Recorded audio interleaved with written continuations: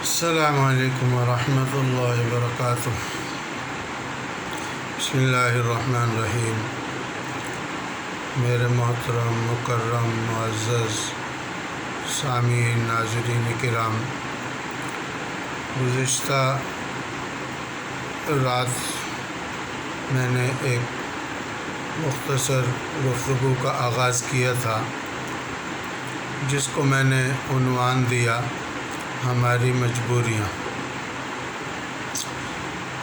اسی عنوان پر اس سے آگے کچھ بات کرنا چاہوں گا اللہ تعالیٰ کی مدد اور توفیق سے، اور اس کا مقصد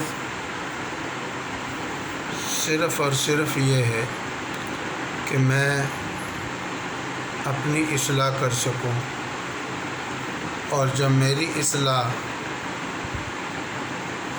ہونی شروع ہو جائے گی تو انشاءاللہ العزیز میری زبان سے نکلی ہوئی بات وہ دوسرے کے دل پر اثر کرے گی۔ میرا عمل، میرا قول، میرا فعل وہ دوسروں کو متاثر کرے گا۔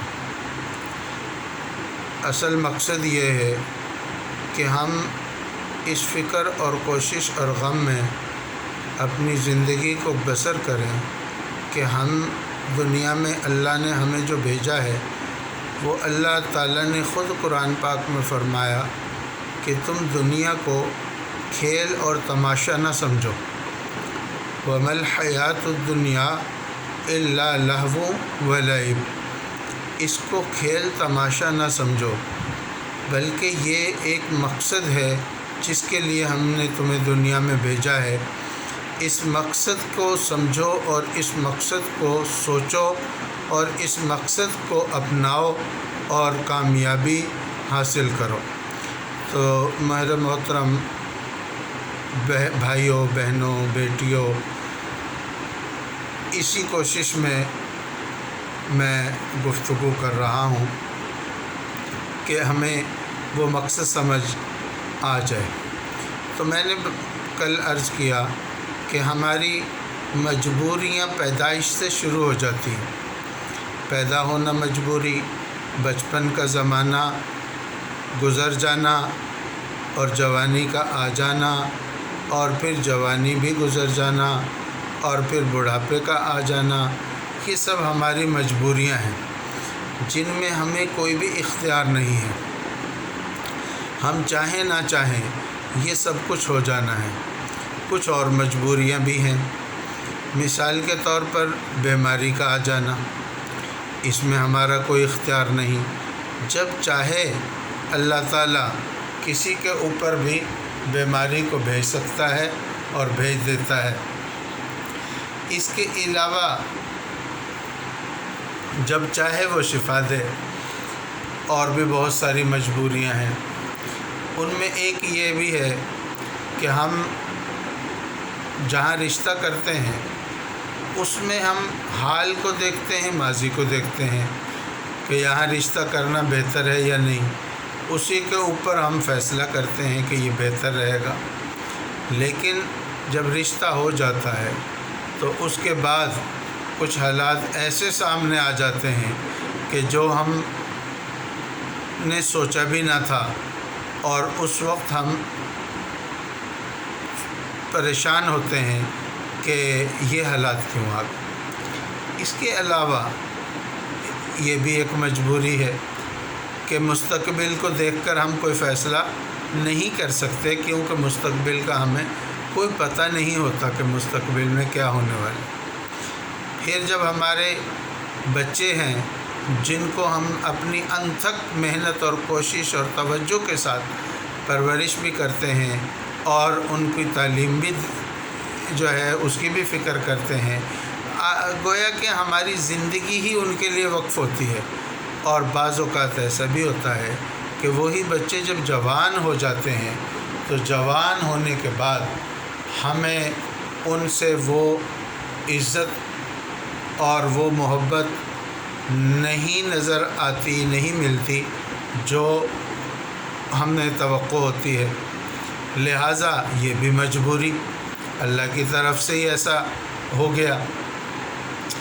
اسی طرح کچھ اور بھی بہت ساری مجبوریاں ہیں کہ جن میں انسان مجبور ہے۔ انسان کو اختیار اللہ نے دیا ہے کہ جو وہ اپنے اختیار سے کر سکتا ہے۔ مثال کے طور پر وہ اپنا دین جو ہے وہ کوئی بھی رکھ لے، اس کو اختیار ہے، چاہے وہ عیسائی بن جائے، مسلمان بن جائے، ہندو بن جائے، سکھ بن جائے، کوئی بھی بن جائے، اختیار ہے اور وہ کر سکتا ہے۔ نہ اس کو اللہ نے روکنا ہے، نہ اس کو کسی اور نے روکنا ہے، نہ روک سکتے ہیں۔ اس کے علاوہ اس کو یہ بھی اختیار ہے کہ وہ جیسا چاہے اپنے لیے رزق پسند کر لے، جس راستے سے چاہے رزق کمائے۔ اللہ نے ہر ایک کو رزق دینا ہے، اللہ نے رزق کا وعدہ کیا ہے۔ اسی طرح وہ اپنی مشکلات میں جون سا چاہے راستہ اختیار کرے، جس طرف چاہے، اس کو کسی نے نہیں روکنا کہ آپ اس راستے پر کیوں جا رہے ہیں، یہاں سے کیوں آپ نے اپنی مشکل کو حل کیا یا کرنے کی کوشش کی۔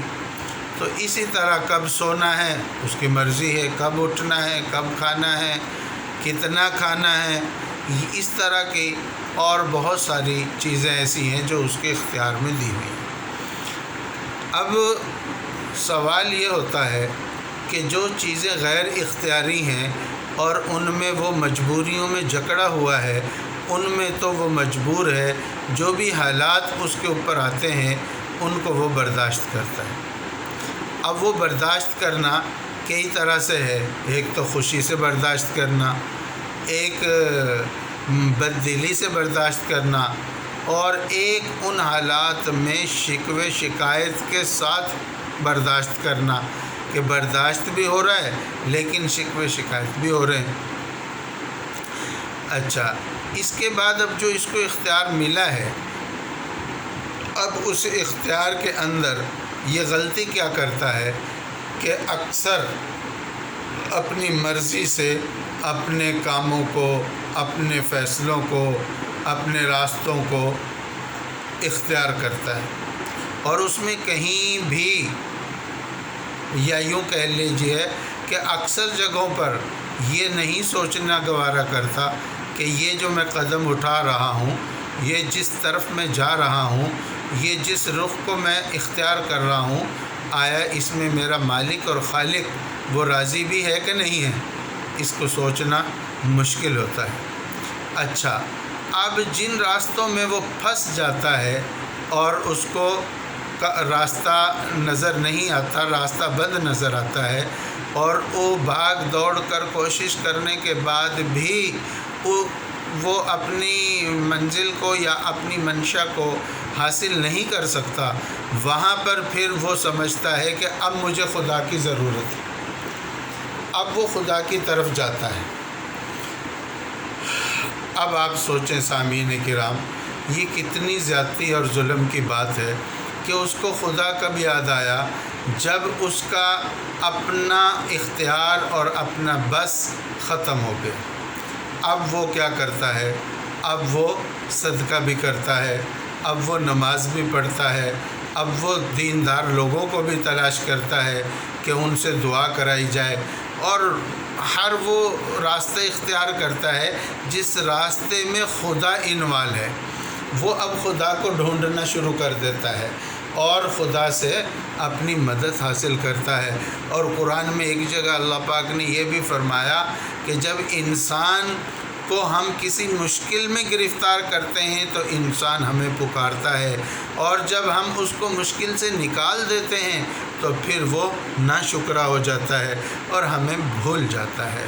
تو محترم ناظرین کرام، تقریباً 9-10 منٹ ہو گئے ہیں، انشاءاللہ اسی کا بقیہ حصہ اور یا گفتگو کا باقی حصہ انشاءاللہ میں اگلی مجلس میں آپ کے سامنے حاضری دے کر کوشش کروں گا کہ زیادہ سے زیادہ اخلاص کے ساتھ اللہ کو بیچ میں حاضر ناظر جان کر سمجھ کر اس کی رضا کے لیے میں گفتگو کا آگے آغاز کر سکوں۔ دعا کریں اللہ تعالیٰ مجھے بھی سمجھ اور عمل نصیب فرمائے اور آپ کو بھی، اور ہمیں وہ سچی اور سیدھی راہ اللہ تعالیٰ عطا فرمائے جس پر وہ چاہتا ہے کہ ہم چلیں۔ آمین یا رب العالمین۔ السلام علیکم ورحمۃ اللہ۔